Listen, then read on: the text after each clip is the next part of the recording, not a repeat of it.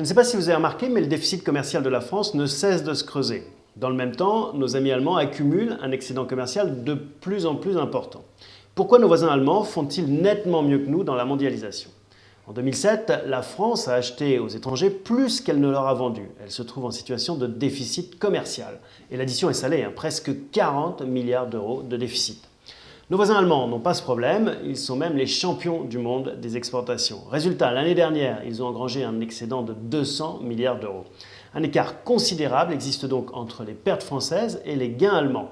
Pour vous donner un ordre de grandeur, cela correspond presque au budget annuel de l'État français.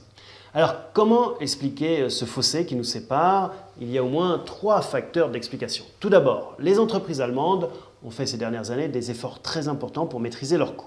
Elles ont imposé aux travailleurs une stagnation des salaires, souvent au prix d'un chantage à la délocalisation d'ailleurs. En gros, le deal était le suivant, on garde les usines chez nous, mais en contrepartie, il faut que chacun se serre la ceinture. Ensuite, les entreprises allemandes sont très fortes pour vendre des biens d'équipement, c'est-à-dire des machines-outils ou des équipements de chantier par exemple.